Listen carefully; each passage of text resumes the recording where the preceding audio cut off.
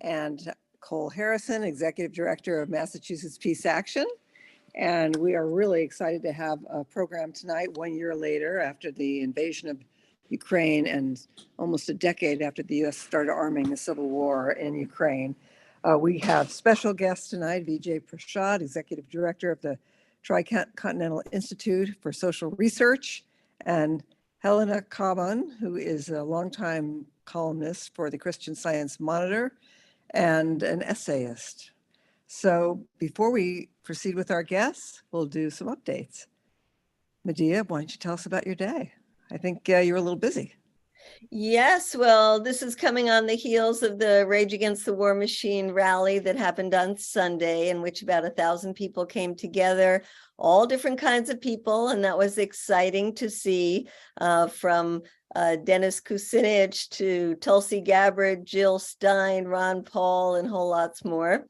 And then we had a lobby day today where we had about 30 people, and we were able to do teach-ins. We did a really great teach-in in the office of the Speaker of the House, Kevin McCarthy. And some might recall that at one point before he was Speaker, Kevin McCarthy said, "No blank check for Ukraine."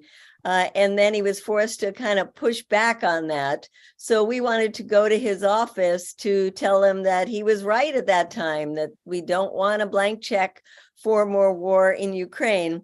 And his staff came and listened to us and talked to us for, I would say about 40 minutes. We had quite a lively discussion back and forth. It was very respectful.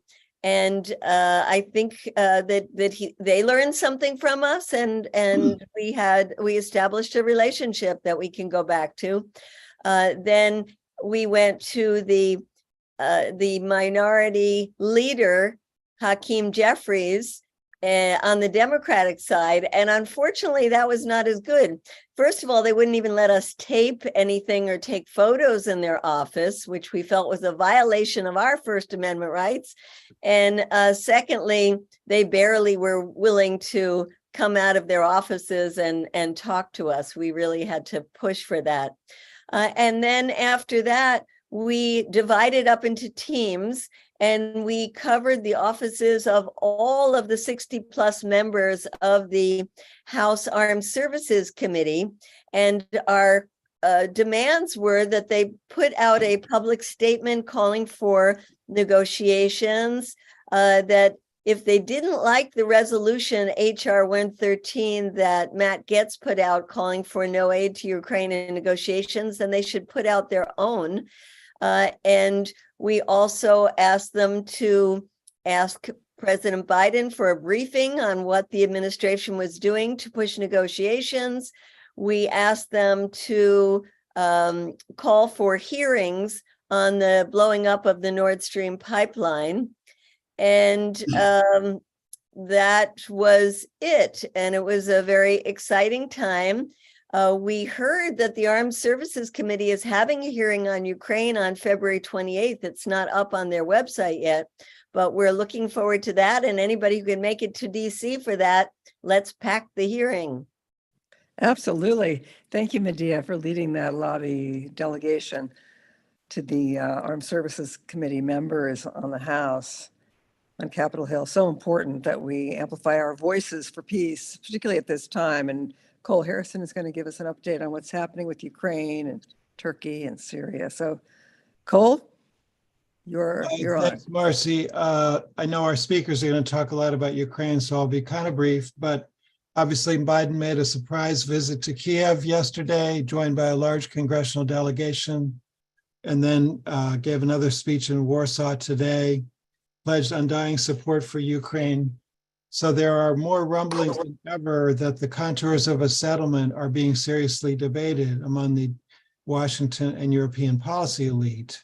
But the public posture represented by Biden in Kiev and Warsaw is to support Ukraine to the hilt. And he did announce another $500 million of new weapons aid while he was in Kiev. In response to his visit, Russia announced that it was canceling New START. That is the last remaining nuclear arms treaty between the US and Russia.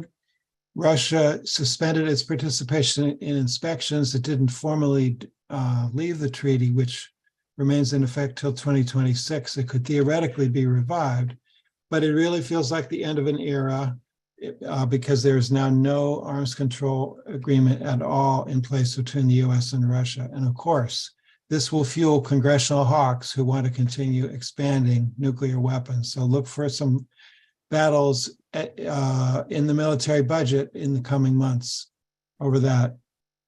There's also there was the balloon flap a couple of weeks ago, but more recently in the last couple of years, there's a new flap about whether China will provide military support to Russia. China points out in return that the US is by far the biggest source of weapons flowing into Ukraine, which everybody on this call knows.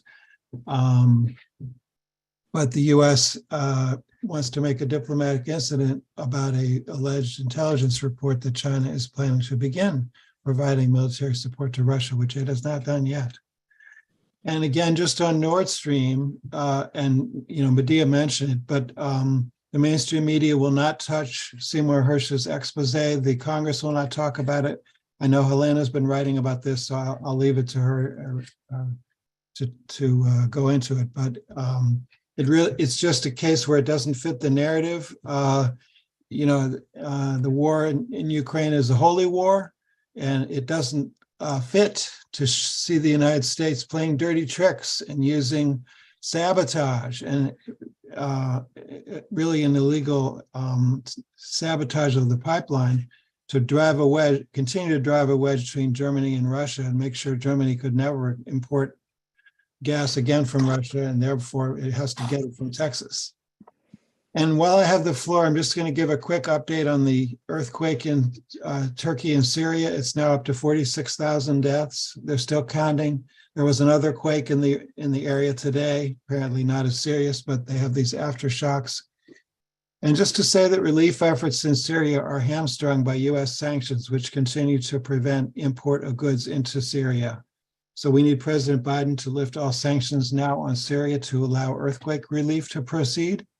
And even Saudi Arabia, which is a longstanding adversary of Syria within the Arab world, is now calling for normalization of relations with Syria. So the United States is increasingly an outlier on this.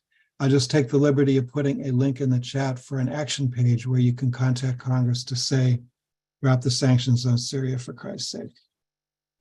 Thank you. Absolutely. And maybe we can return to that action when we break with our speakers, and that will be one of our actions tonight. We'll probably take 2 or 3, so just stay with us. And in terms of the Ukraine and amplifying the voices of the peace movement, I wanted to take a moment before we go to our speakers, our special guests, and share with you some of the actions that are going to be held on this Friday, the 1-year anniversary, a somber anniversary of the Russian invasion. So if Shay, you can bring us the homepage of the Peace in Ukraine website, we can take a look at what's happening, because we have actions across the country. And if you are not part of an action, it's not too late to plan one. You only need a few people. So if we scroll down, here's our peaceinukraine.org website for the Peace in Ukraine Coalition. Okay, we'll stay there for a second. Okay, you can see there's an action in Philadelphia. MAPA, we just heard from Cole, the executive director, has a rally in Boston and elsewhere, Springfield. There's one in Madison, San Francisco, a day of action. This is all on the 24th to demand that we want our Congress members, our House representatives, senators, to issue a public statement in support of a ceasefire, diplomacy, to vote no more weapons for endless war, and to investigate what's going on with this pipeline bombing. All right, and we continue. We have Madison, San Francisco, Oakland. There's an action in front of Barbara Lee's office. I'm in Santa Barbara. You see Carbajal. He sits on the House Armed Services Committee. Will be in front of his office. Chico, Hawaii, Hilo, Brooklyn for Peace, San Jose. So if you are in one of these locations, please join these actions. And if you're not too late to organize one of your own, or at least to submit a letter to the editor. Okay, thank you so much for sharing that, Shay. Now it's 10 after the hour. It's time to go to our special guests, Ukraine 1 year later. We're going to go to Jody Evans, the co-founder with Medea Benjamin of CODEPINK, to introduce our first guest. Jody. Okay, I will do that, but I just want to say that also before Biden went to Ukraine, CODEPINK's Olivia disrupted his dinner, calling on him for diplomacy and to end the blockade of Cuba. If you missed it, it's on CODEPINK Twitter. So welcome, BJ, from a very full and busy Red Books Day. I know you've been up for the last 24 hours, so we're super excited and grateful that you're extending your day to include us. For the few of you that don't know who BJ is, he is a Marxist historian and journalist, the director of Tricontinental Institute for Social Research, a movement-driven research institution based in Argentina, Brazil, India, and South Africa. He's also the chief editor of Left Fork Books, a 20-year-old Marxist publishing house based in New Delhi. And he's also the chief correspondent for Globetrotter and has written 25 books, including The Darker Nations, A People's History of the Third World and the Poorer Nations, A Possible History of the Global South, and Washington Bullets. Welcome, BJ. Thank you so much for adding us to your day. Well, happy Red Books Day, Jody. Happy Red Books Day, everybody. Medea and so on. I'm sorry that my mic might not be working very well. It has been working over time. Perhaps that's it. It overheated somehow. At any rate, it's really great to be with you. And this is an extremely important and delicate issue that is confounding the world. And I wanted to talk a little bit about the divides that have opened up in the world and the opportunities, the political opportunities that these have presented. So, I mean, all of you know that the Munich Security Conference has been taking place in this last 5-6 days. On the first day, something interesting happened. Emmanuel Macron, who had tried before the invasion last year to play a kind of mediating role between the United States and Russia. Now, whether this is a mediating role to buy time for Ukraine to arm or whatever is a separate issue. Remember the revelations from Angela Merkel and from Hollande. But at any rate, what we got was Macron on the first day of the Munich Security Conference saying the following. He said he was shocked by how much credibility we are losing in the global south. It's an interesting, statement he made. He said, I am shocked by how much credibility we are losing in the global south. Now, obviously the we refers to the West, the Western powers, the United States, its European allies, and so on. And Macron was indicating that perhaps as a consequence of the war in Ukraine, the West is losing its credibility in the global south. Now, also remember that the French have just been kicked out of Burkina Faso, Mali, and to some extent Guinea, where they had launched an operation to clean up after their illegal war, in many ways, illegal war that they led with Obama against Libya. So France has been thrown out of the Sahel region, old Francophone colonies where they had dominated and returned in 2013 to fight against the very forces that they had set loose by the war in Libya. Anyway, Macron made that statement on the first day of the Munich Security Conference. Then, very shortly afterwards, an enormously consequential panel was held, where the Brazilian foreign minister, the new foreign minister of Brazil, foreign minister Lula, Mauro Vieira, made a statement which also is important. Mauro Vieira said, we have to try to build the possibility of a solution. We cannot keep talking only of war. It's an interesting statement from Mr. Vieira. Lula has said that he would like to try and broker a peace in Ukraine. Thus far, there's been limited moves from either Mauro Vieira or Lula. In other words, the Brazilians, who have made some noises about brokering a peace, haven't really moved an initiative of any real grip. They haven't been able to take charge of the momentum.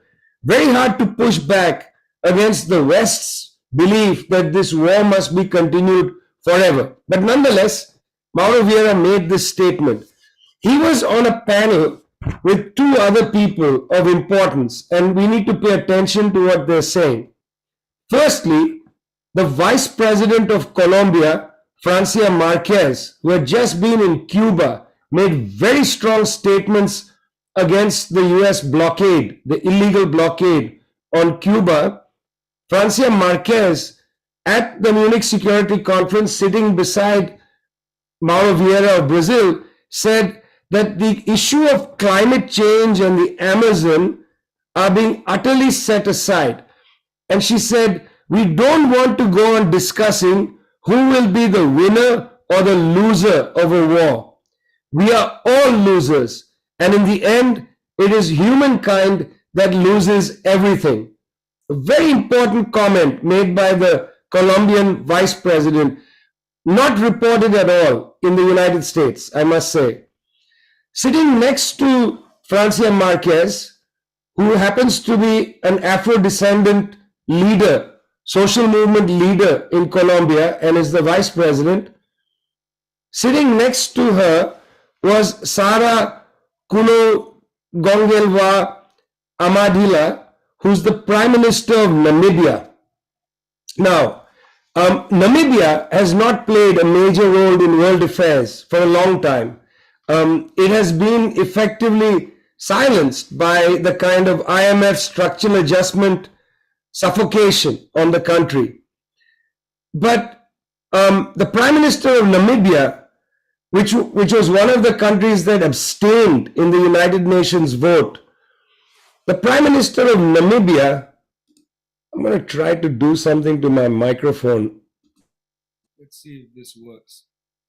I hope this is a little better. Much better. It's clearer but softer. Yeah, I know. There's a problem here. As I said, my computer is in distress. No, that's great now. It's the CIA, my dear. They have many ways of getting at us. Anyway, the Prime Minister of Namibia, which is one of the countries that voted to abstain on the resolution in the United Nations on the war in Ukraine, she said, she made the strongest statement, which surprised me actually. She said that the issue should be, countries should resolve to fix the problem, not to ascertain blame. The issue isn't who's at fault. Let's fix the problem. And then she said, the bottom line is that money used to buy weapons would be better used to promote development in Ukraine, in Africa, in Asia, in the European Union itself, where many people are facing hardships. Now, what's interesting is that these leaders from Namibia, from Colombia, from Brazil, and other countries are saying things completely different than what is being said in the Western capitals, which is why Emmanuel Macron on day one said the West is losing credibility in the global South. But because of the racist way in which the North Atlantic powers operate, they use the phrase international community to refer only to themselves. When Biden says, for instance, the international community believes, what he means is that the old settler colonial countries and the old imperial homelands believe. Every time they say the international community believes, I only hear them saying the old colonial countries and the settler colonial states believe. In other words, old Europe, and then the settler colonial countries, United States, Canada, Australia, New Zealand, and so on. But what's being said by the majority of the world's people is not paid attention to at all. Now, let me actually explain what I mean about the majority of the world's people, because this may not be clear to everybody. There are about 7 billion people in the world. There are about 1 billion people in these countries I have called the old colonial states and the settler colonial states. There's about 1 billion people in these parts of the world, in Europe, Australia, New Zealand, United States, Canada. 1 billion out of 7 point some billion people in the planet. Even among that 1 billion, there is of course not unanimity of opinion. But somehow it's okay for Biden to walk astride the planet, as his predecessors did, Trump, Obama, and so on, and speak in the name of the whole planet. You see, until recently, after the collapse of the Soviet Union, until recently, the US president basically assumed that what they said goes. What they say goes. What they say goes, everybody will line up behind them. And if they don't line up, they'll get whipped into line by their debt problems, the IMF, sanctions, and so on. But you see, the world has changed.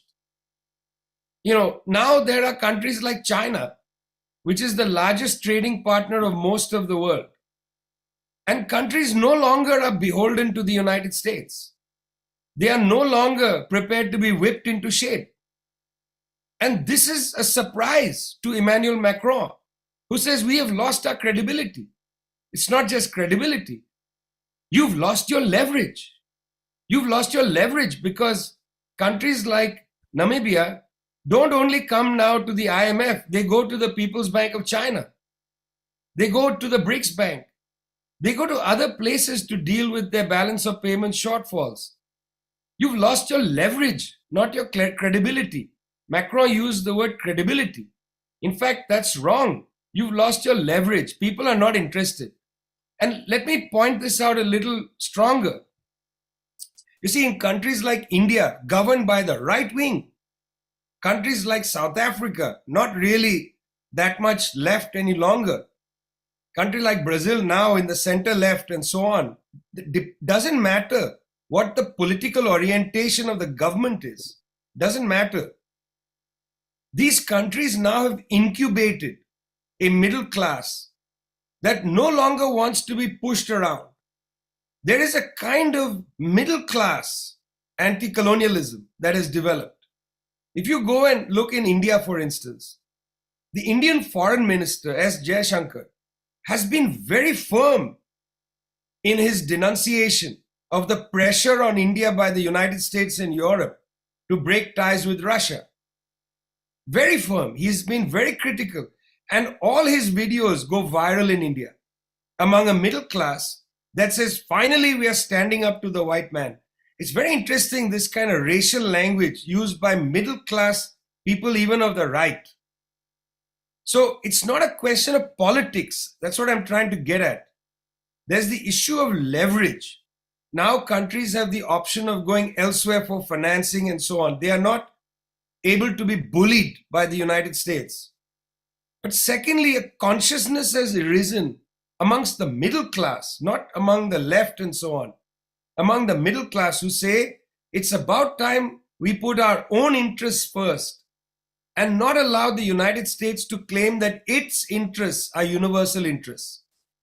So that the Indian middle class says, if we want to buy fuel from Russia, we'll buy fuel from Russia. And what was interesting was what the South African Foreign Ministry said. South African Foreign Ministry said, hey, listen, this war in Ukraine, it's Europe's war. It's not Africa's war. We have our own wars. Over 1 million people died in and around the Great Lakes of the Congo. The Great Lakes region, Eastern Congo, Rwanda, and so on.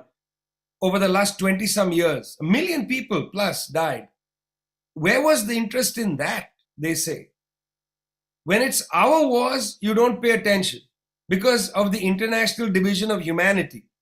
You're okay with the death of Africans and Asians and Latin Americans. When Europeans die, you want the whole world to be horrified. And that's the push of this drop of legitimacy. What Macron said, because he's really leading this a little bit, what Macron said is there's really nothing that the West can do. The West has to use a lighter touch. And I was very interested, my friends, and I'm going to close here. Medea, Jody, I'm not going to take more than a minute more, if that's okay. What was very interesting is at Munich. I'm emphasizing Munich because it just happened. It gives you a window of the immediate attitudes. At Munich, the senior most official of the Communist Party of China came to address the crowd there. And that was Wang Yi, who was the former foreign minister of China. He's the highest official in foreign policy circles. Wang Yi was quite firm in Munich, saying China has always supported peace. And he lectured the Blinken and company, saying, don't try to impose a war on us. You spent $500,000 shooting down a $12 balloon, and you want to use that as a casus belli against China. It's ludicrous. The world is laughing at you. You know, the North Illinois Hobby Society or whatever put up some balloons, $12 pico balloons they bought from Walmart. And here you are with a $500,000 missile, shooting it down and blaming China and tried to build up war. Wang Yi said, don't do this, okay? Let's grow up. And then the Chinese released a very interesting document, which I commend to all of you to read.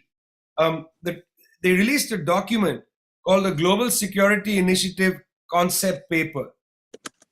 Peace is on the table, friends. It comes from Colombia. It comes from Namibia. It's coming from Brazil. It's also coming from the Chinese. Now, will the United States come to terms with the fact that it is merely another country out of 193 countries on the planet? That the United States might need to learn to listen to other countries in the world and not always lecture them?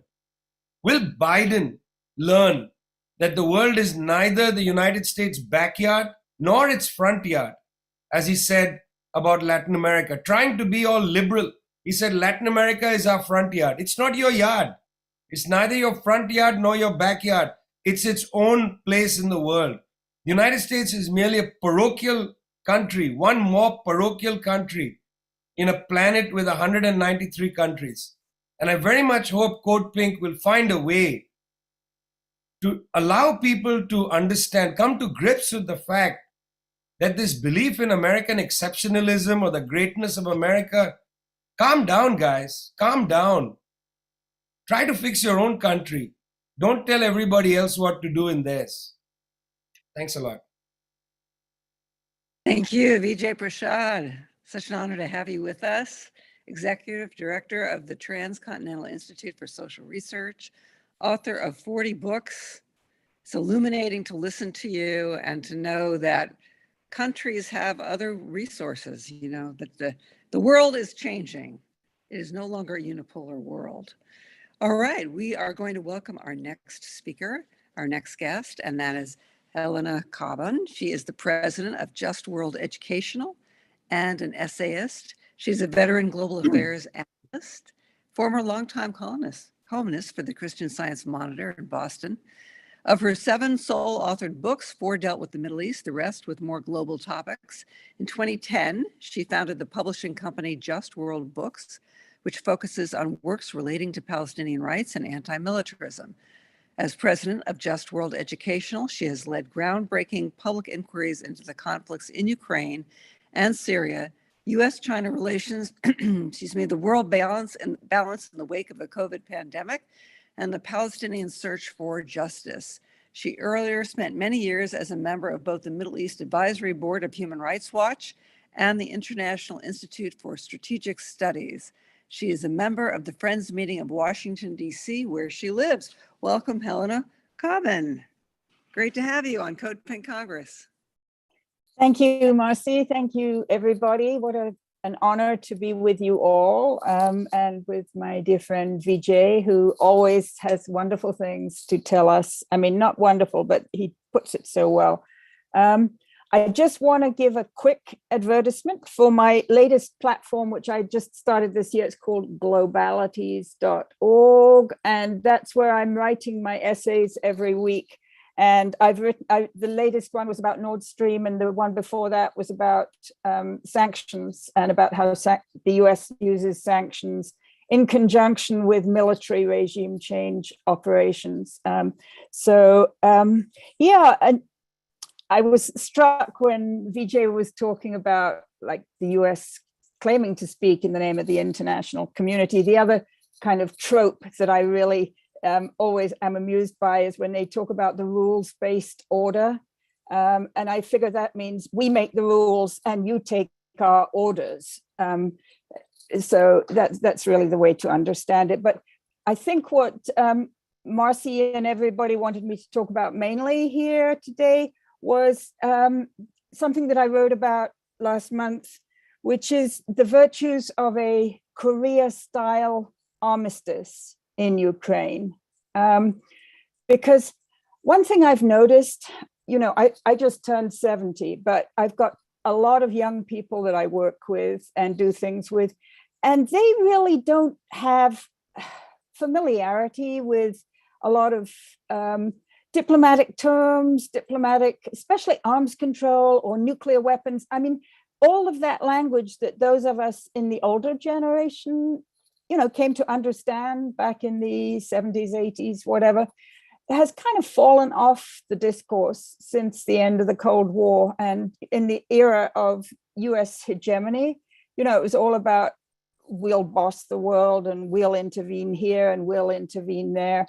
So I think talking about a ceasefire and how you actually get to a ceasefire and the meaning of the term armistice is something that is very empowering for everybody.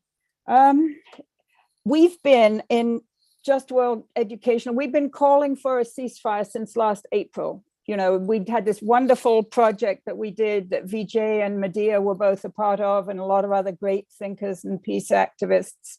And we came out with that report. Go to our website to find it. So we were calling for a ceasefire, but then recently I thought, you know, I really want to flesh this out more. So I am one of the few people who is kind of tangential to the US political elite,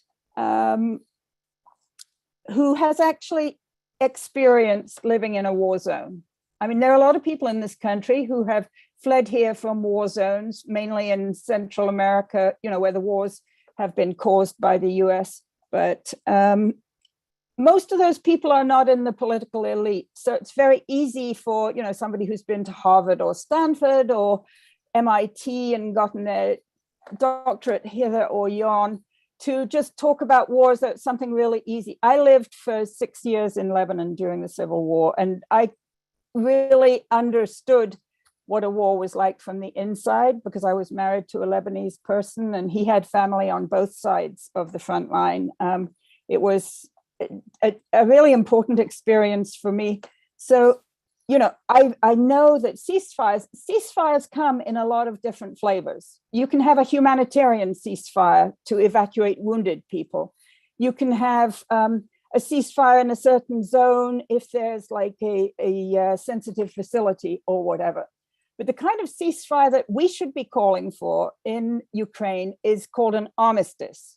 And that's a term that we used to know here in the United States pretty well because there used to be something called Armistice Day, which was November 11th, which, you know, marked the end of the fighting in World War I, but then it got reframed, rebranded as Veterans Day. And people kind of forgot to think about what does it mean to have an armistice. I think it's really important for us to retrieve that history.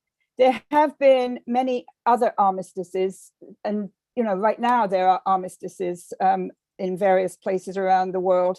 Today, I want to briefly talk about the one that halted the active fighting in the Korean War in 1953. So the war in Korea, I was not there, but it was horrendous. And, you know, a lot is coming out now about the US probably having used biological weapons and definitely mass bombing campaigns against the North that people should really learn about. So the Korean War was brought to an end with an armistice in 1953 after 2 years of negotiations. An armistice is a special form of a ceasefire. It's theater-wide, so like the whole ball of wax. It stops the fighting forces in place along an agreed line. That's what you negotiate. It usually has limitations on military activities on either side of the line. In Korea, as you may know, there's a demilitarized zone called the DMZ, and there can be other limitations as well. And there's usually a monitoring mechanism. But what an armistice does not do, it does not resolve all the political issues. It provides a space in which hopefully those political issues can be resolved. So for example, the World War I armistice was November of 1918, and then they went to the Paris Peace Conference, and in Versailles, they reached the final peace. It was actually a terrible peace because it was very punitive toward Germany, but that was the final peace. Israel had an armistice in 1949 with all of its Arab state neighbors, and that armistice remained in place until 1979, when they reached a peace treaty with Egypt. In 1994, they reached a peace treaty with Jordan. There is still an armistice in place between Israel and Lebanon and Syria. And the armistice in South Korea is still in place. That is 70 years. So, okay, like I said, it took 2 years to negotiate it. The parties to it were North Korea, and these were actually the people who signed it were the military heads, North Korea and China, and the United States commander who was representing, this was a weird fact of history, he was representing the United Nations at that time because the Soviets had walked out of the Security Council. So those were the three parties that signed it. Who did not sign it? South Korea did not sign it. The South Korean president, he was the one who did not want to sign this baby, and he didn't. He hasn't until this day.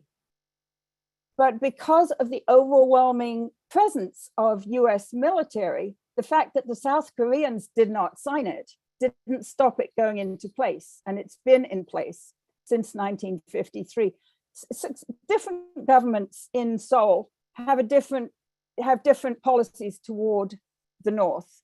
Some governments have reached out to try to move toward a peace treaty, and the present government is fairly opposed to a peace treaty. But what I want to say is that you can reach an armistice without the involvement of one of the local powers if your country, for example, the United States, has the overwhelming military presence, military influence there.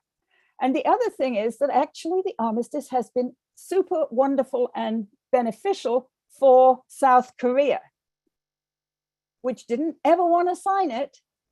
But, you know, I don't know, I've never been to South Korea, but I love to watch South Korean there's this great South Korean TV series called The Extraordinary Attorney Woo. I mean, the fact that they can produce such amazing cultural things, and we know they have like amazing modern manufacturing facilities, and it's a bustling society, but it still doesn't have a peace agreement with the North. The armistice has allowed it to do that. So I just wanted to make those points about it. So in Ukraine, as we know, there are many levels of complex political conflicts that need to be resolved. In one of my recent essays in Globalities, I describe these as the 3 circles of hell. You know, you've got the intra-Ukrainian differences need to be resolved. You've got the Europe-wide security architecture needs to be resolved, because that is kind of a lot of the context within which this has happened, pushing NATO further to the east and dismantling the INF treaty and all these other things.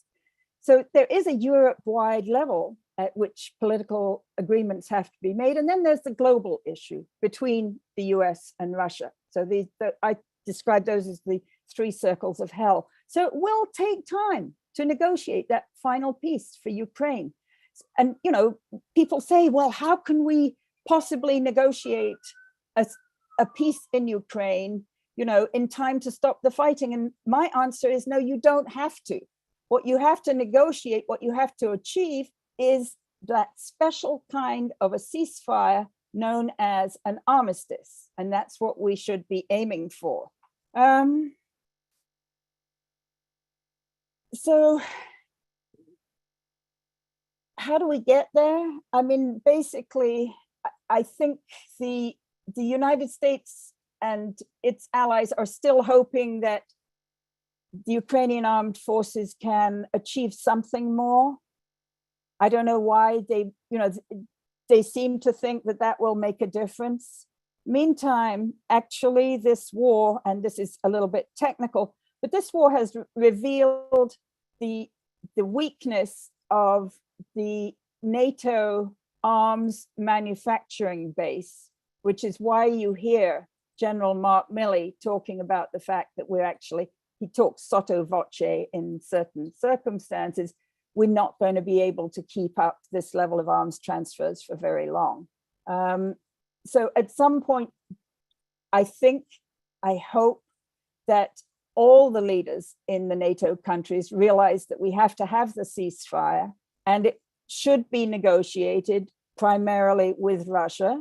And if the Ukrainians don't want to go along, well, you know, we do not have to carry on sending arms to Ukraine for them to carry on sending their young men into the trenches to die, which they've been doing in massive numbers. Actually, that takes me back. I don't have much time. I could talk about First World War and the fact that there was an attempt to negotiate an armistice in 1916 that failed. And just imagine if they had managed to stop that really terrible fighting in 1916, the world would have been a very different place. We can, you know, if we build up the pressure for a ceasefire, for an armistice in Ukraine, I hope we can save another 2 years of this just horrible trench warfare going on. Yes, I'm sure everybody hopes that. And, you know, I think that there are a lot of questions. I've seen some questions in the chat about how this armistice ceasefire works while fighting is underway or stops, and then there's negotiation, or how, you know, how it all works. But we'll explore that more during the Q&A. Right now, excuse me, my voice. Shay is going to post in the chat an action we can all take before we go to the Q&A with Helena and VJ. And this action is to, there we go, tell Congress to investigate the sabotage of the Nord Stream pipeline. Gee, I wonder who did that. Right? You know, I've heard people say, oh, no, it's just one unnamed source, Seymour Hersh. We can't really believe him, even though he's a Pulitzer Prize-winning journalist who broke the My Lai massacre and the Abu Ghraib prison scandal and on. But, you know, Biden's own words, I think it was January 7th, 2022, if Russia invades, Nord Stream will be done. It will be over. So, I mean, he basically announced it. All right, so please go ahead and take that action while we're on the call. We're going to go to our Q&A next for about 10 minutes, and then we'll have another action where we get on the phone and call our representatives in Congress. Okay, let's bring VJ and Helena back on the screen, and we've got Medea, I believe, and Cole, and we can all take turns asking questions. Medea, you want to ask the first question? Yes, I'll ask the question that William Champ put in here and some people objected to, but I think it's important that we know how to answer this question. And the question is basically, how can you sign an agreement with somebody like Putin? We'd signed an agreement with Adolf Hitler in September 1938. He violated the agreement. Demagogues like Hitler and Putin have no intention of honoring agreements. So VJ, can you start us out with your answer for that? Sure. I mean, let's move out of the adjectives and look at the record. Because I think, you know, one of the interesting things I've learned in my years as a journalist is adjectives are a dangerous way to write. You know, when you start a conversation about autocrats and demagogues and things like that, and not from the facts, it's really difficult to understand things. So let's start with the facts. Russia, in the recent period after the collapse of the Soviet Union, has actually signed a number of treaties, which it has actually held up and has honored in that period, whether it was, you know, the old drunkard Yeltsin or his successor, Vladimir Putin, authorized successor by the United States government. And you'll remember, of course, that it was Thomas Friedman of the very great New York Times who wrote an article where he said, "I'm rooting for Putin." Then there was George W. Bush and Tony Blair who said, "We looked into his eyes and we saw an honest man." I'm really uncomfortable with characterizations of people, either I've looked into their eyes, he's an honest man, or he's an autocrat. These are not useful ways of discussing international relations, frankly. The Russians, in this period from 1991, have basically honored treaties. The first treaty that they really walked away from was today, or rather yesterday, when Mr. Putin said, we're not going to continue with the New START, which would have expired in 2026. But let's then look at the record of the United States. United States unilaterally walked out of the Anti-Ballistic Missile Treaty 2002. United States under Trump unilaterally walked out of the Intermediate Nuclear Forces Treaty 2019. The United States, which held up the negotiations with Iran and betrayed Lula's emissary to Tehran, the United States walked out of a treaty it signed with the Iranians unilaterally. The United States, which has not signed the Convention on the Laws of the Sea, and yet uses that treaty to conduct, because the US is doing it, they are illegal freedom of navigation exercises near Iranian waters, near Chinese waters, near Russian waters. United States, which has not signed the Rome Protocol, and yet uses the International Criminal Court against others. You know, when we use words like autocrat, how can you trust them? Imagine what this looks like from Delhi or from Pretoria or from Brasilia. You know, the United States saying that you can't trust other people. I mean, the most untrustworthy power currently in operation around the world is not the Russians, it's the United States. And I'm not throwing adjectives around, friends. I presented to you the record.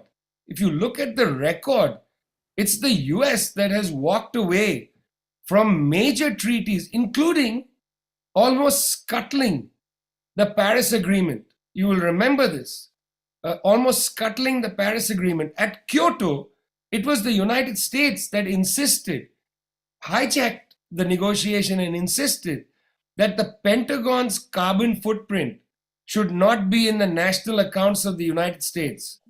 You know, I'm not comfortable with language that's thrown around about autocrats here, there, and everywhere. If you don't start with the facts, build your adjectives from the facts. Don't build your facts from the adjectives. Can I do just a quick follow-up to that great response, Vijay, which is, you know, if we don't stop him here, he will go on to take over the Baltic states and Poland and blah, blah. I can jump in here? Yes, please. You know, we've had the domino theory before, all right? And that's basically what you're talking about now, Medea. You know, that if we don't stop him in Ukraine, then the next one to fall will be Poland or Estonia or whatever. That's what kept the United States military in Vietnam for so long. I mean, you know, people get trapped in these like pathways, like people are forever in 1938 and Munich, and we can't possibly talk to or negotiate with Putin because of what happened with Hitler in Munich. You know, as Vijay said, our country is the one that has to establish its credibility and its trustworthiness. So if there is, just segueing to how you negotiate a ceasefire with President Putin, is, maybe you can't do it directly, immediately. Maybe you need a mediator. There are all kinds of powers out there eager to mediate this. Turkey, Brazil, probably South Africa, China, many, many countries would be eager to mediate. This, I think, is what the UN Secretary General should be doing. The Pope seems to be doing more in terms of trying to negotiate a peace than the UN Secretary General right now. So, you don't make peace with your friends. I mean, you make peace with people that you need to end conflict with. So maybe you don't trust the outcome, you can't trust his word, so therefore you have a monitoring mechanism. And if, there's all kinds of diplomacy that has been developed over the last, thousands of years of human history for people to be able to credibly end conflicts. But, we've kind of forgotten here in the United States, because we've been the hegemon for 30 years, that this is possible. That's right. And I like to remind people that even during this crisis, Ukraine and Russia have negotiated prisoner exchanges. They've negotiated the flow of grain exports, and they've negotiated UN inspections of nuclear plants. All right, Cole, you got a question? Yeah, I'd like to follow up with Helena, because that's exactly the stuff I've been thinking about, is what are the actual modalities and mechanisms where a series of talks are going to come together? Do we think talks are happening in the background now? But do they, I think Erdogan's hands are a bit full at the moment, but several of the other prospective mediators you mentioned, do seem that they'd really like to do this. So what's holding them back? Why doesn't Pope Francis make a speech tomorrow saying, I'm inviting Putin and Biden and Zelensky to come to Rome next week and talk about this? How does it work? Do they really agree to come to the table ahead of time before it's announced publicly? How does this happen? Well, it can happen in any one of a number of different ways. One thing that usually happens is some kind of deniable track to feeling out of the other side, so that the National Academy of Sciences, or through the Pugwash organization, you can feel out, this is the way we do it. That would be if you're just talking about the US and Moscow and Russia, which, is what happened during the Cold War. There was a lot of track to diplomacy, and there wasn't a kind of a supranational third power. On this occasion, I think we do have that supranational third power. Actually, on February 24th of last year, I wrote a piece in which I said there is this third power in the world, and it has two different forms. One is actually the government of China, and the second is essentially the kind of the global South, of which China is a part. But when Vijay was talking earlier about the failure of the United States and NATO to bring, Latin America, Sub-Saharan Africa, all of Africa, any of Africa, much of Asia, subcontinent of India, into the pro-NATO fold, that means that all those great portions of the world, constituting essentially 85% of humanity, with some great leaders, whom Vijay has referenced, those leaders could be the third force that would be a sort of bring together Russia and NATO. I don't know, what do you think, Vijay? Well, it's interesting because the top Chinese diplomat Wang Yi is in Moscow now. And I was interested in the timing of Wang Yi in Moscow and Biden in Kiev. And, at the same time, the foreign minister of China in Munich, who used to be the Chinese ambassador to the US, Kang Chin, he made an interesting statement. He said that, look, we're going to use Chinese wisdom, he said, these are his words, to try to figure this out, because he said, you got to be careful. He said, it's Ukraine today and Taiwan tomorrow. And he said, we don't want that. I think those are really sobering words. He said, Ukraine today, Taiwan tomorrow. We don't want that.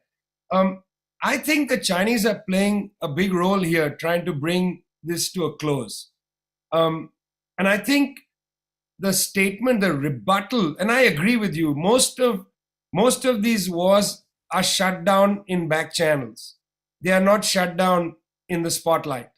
In fact, in February 24th was the invasion.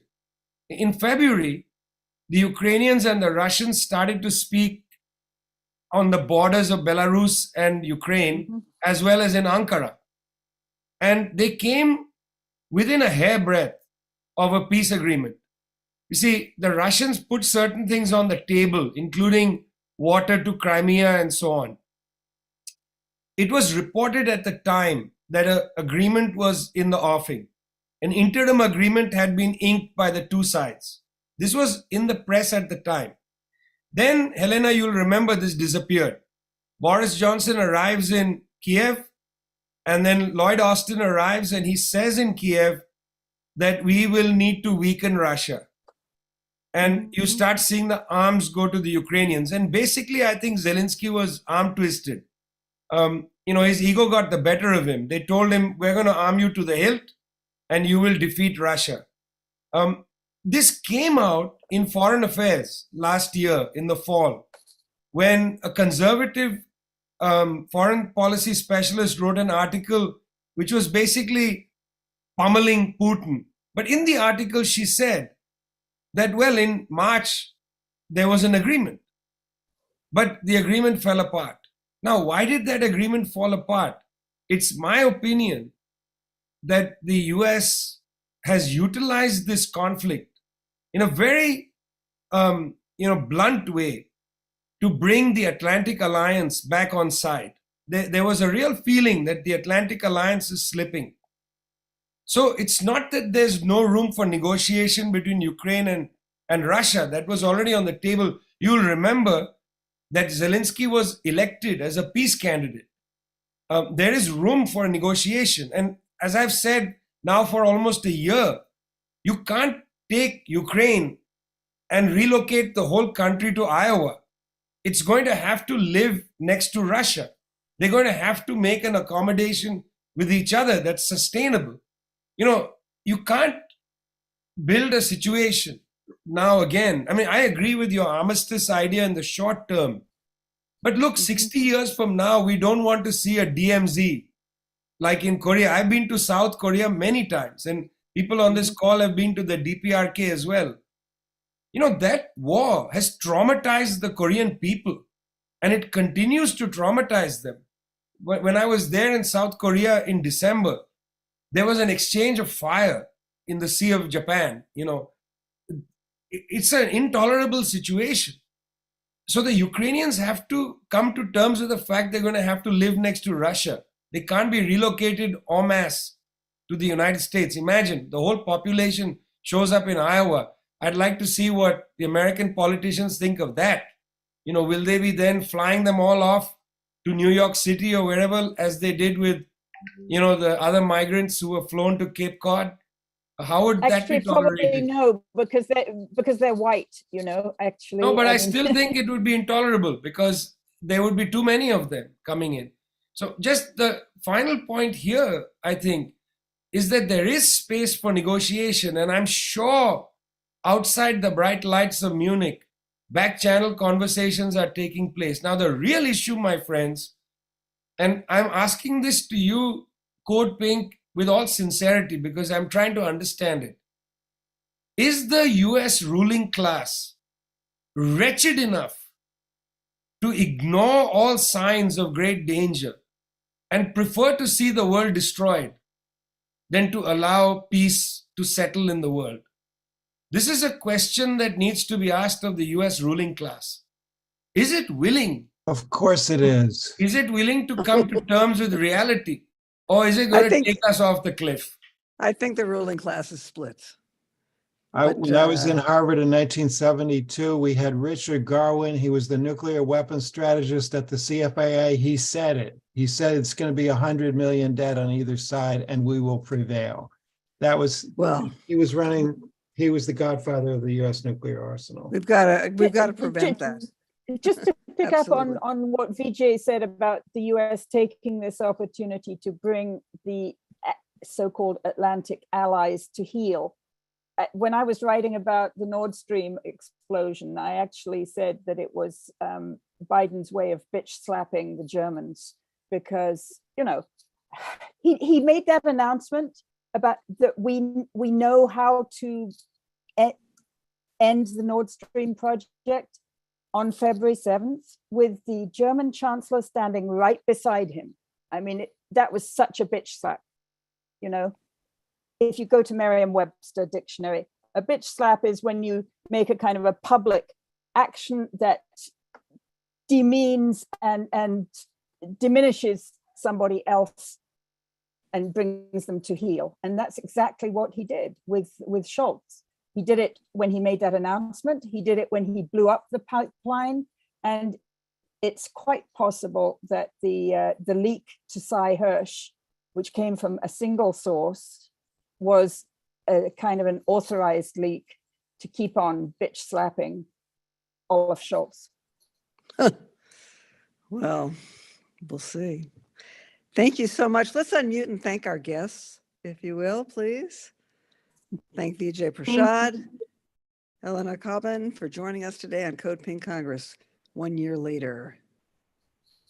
Thank you so much. Thank you. All of you are so We excellent. appreciate your So time. much. Global.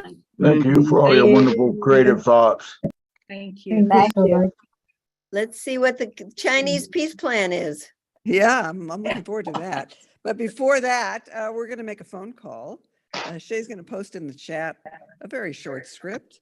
You can call your senators, you can call your House member, basically say, hey, where's your public statement in support of a ceasefire and negotiated peace? No more weapons to Ukraine. It's not going well. We're looking at 90 seconds to, what is it, the doomsday clock, 90 seconds to midnight. The stakes have never been higher. Do something. Be a leader. Represent us. Okay, so the number is 202-224-3121. Let's give them a call.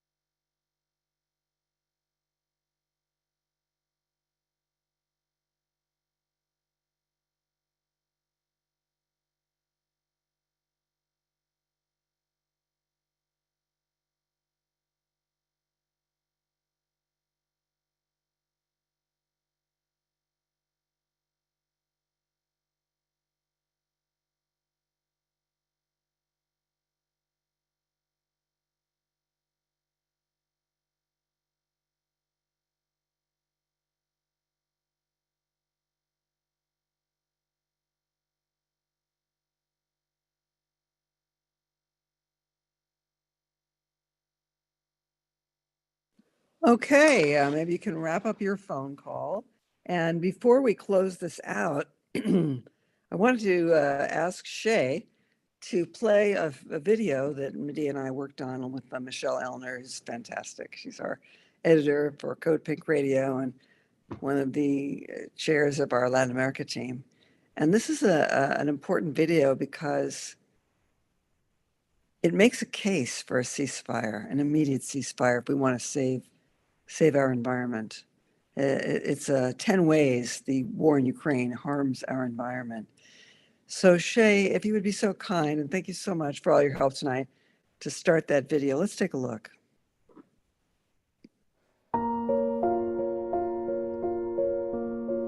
The war in Ukraine is not only a human tragedy, but an environmental disaster, with exploding chemical plants spewing toxins into the air, rockets increasing greenhouse gases, and warships killing marine life. Much of the fighting is centered in eastern Ukraine, home to 150 coal mines, more than a dozen nuclear reactors, and hundreds of chemical plants. We made this film to point out why a ceasefire and diplomacy are urgently needed to prevent further destruction of the environment in Ukraine, the entire European continent, and beyond. The fate of the human race hangs in the balance. Ukraine accounts for over a third of the biodiversity of the entire European continent. So as the war drags on, 70,000 species of plants and animals risk extinction in what scientists describe as ecocide. Here are 10 ways the war in Ukraine threatens our environment. Russian attacks on Ukraine's chemical and oil storage facilities have released plumes of smoke with toxic particulate matter, gases, and heavy metals that damage the lungs, worsen air quality, and make it difficult to breathe in the industrialized east of Ukraine. Explosions, falling buildings, and trenches and tunnels dug for battle increase the release of particulate matter. Weapons of war, from rockets to missiles to tanks, emit tons of carbon and particulate matter that pollute the air and increase greenhouse gases. Rockets can also produce hydrogen cyanide vapor, which can cause acid rain. The war in Ukraine has caused billions of dollars in damage to Ukraine's agricultural sector, blanketing crops with landmines and destroying farm machinery. Ukraine is one of the world's largest exporters of grains. To ensure the global food supply, it's urgent a ceasefire be declared.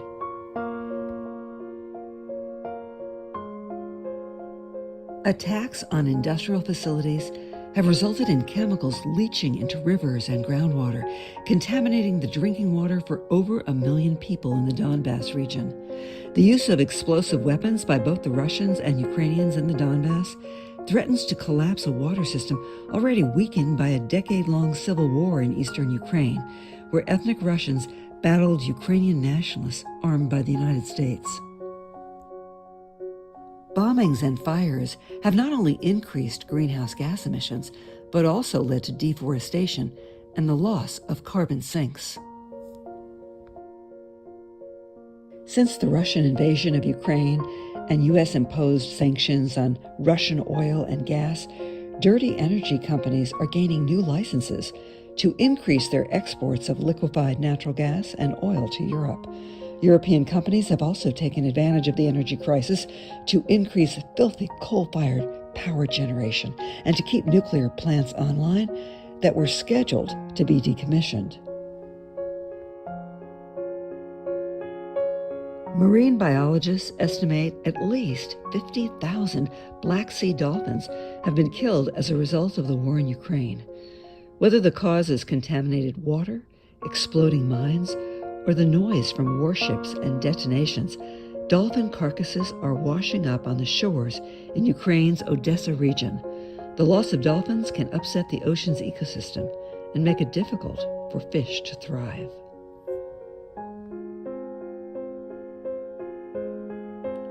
Sabotage of the Nord Stream pipelines transporting natural gas from Russia to Germany resulted in the biggest single release of methane ever recorded, 500,000 tons released into the Baltic Sea. According to the United Nations, methane traps more heat in the atmosphere per molecule than carbon dioxide, making it 80 times more harmful than carbon dioxide for 20 years after it is released. Initially, corporate media pointed the finger at Russia for sabotaging their own pipelines, but economist Jeffrey Sachs challenged that claim on Bloomberg News. Aside from Sachs, Pulitzer Prize-winning journalist Seymour Hersh later published an article on Substack quoting an unnamed source alleging that President Biden put National Security Advisor Jake Sullivan in charge of planning the sabotage of the pipeline before Russia invaded Ukraine. While Western nations pour tens of billions of dollars into weapons and military training that only escalates the war in Ukraine, the global South, suffering from drought, waits for promised climate reparations.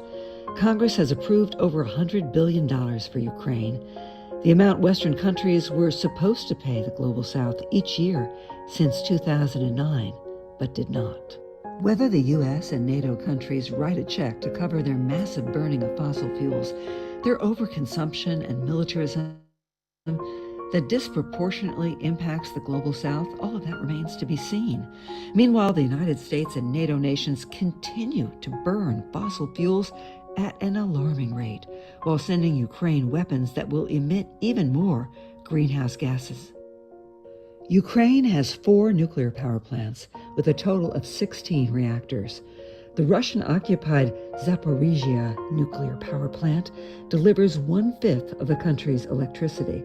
It is here at Zaporizhia, on the eastern bank of the river, that shelling by Russian and Ukrainian forces has raised the specter of a nuclear catastrophe or meltdown, like the one that occurred at the Chernobyl nuclear power plant in 1986. The accident at Chernobyl, located in Ukraine, but then part of the Soviet Union, spread radiation throughout Europe. An even greater environmental threat is the threat of nuclear annihilation. The war in Ukraine has become a proxy war between the United States and Russia, the two most nuclear-armed nations. Since the invasion, Russian leader Vladimir Putin has issued veiled nuclear threats, saying all options are on the table, while President Biden has warned of nuclear Armageddon if the war escalates. A nuclear war between the United States and Russia could result in a nuclear winter that would create global famine and risk the future of life on this planet. We cannot allow that to happen. Everyone who cares about the environment, both organizations and individuals, should join in the growing call for a ceasefire and peace negotiations now. Sending more weapons to escalate the war in Ukraine undermines the possibility of a diplomatic solution, as both sides believe they can win an unwinnable war. Join our coalition, Peace in Ukraine Coalition. Visit us at peaceinukraine.org and join us at CODEPINK, codepink.org, to say no to war, no to ecocide, and yes to peace. Thank you, Shay, for showing that video. The purpose is to urge you to show that video and to argue that for the greater good, as I think it was Helena was saying, or VJ, let's not blame this or that when we're pushing for a ceasefire, at least, for the greater good, to save the planet, to save our environment, to stop this ecocide. 50,000 dolphins washing up on the shores of the Black Sea. We've got to end this madness. So please check out the peaceinukraine.org website. Join one of those actions, and if not, maybe you can still organize one of your own for Friday or Monday. Send a letter to your local editor and so forth. With that, I just want to thank everybody for being on the call tonight. We had almost 300 people, and we appreciate you showing up and all that you're doing for peace. So take care.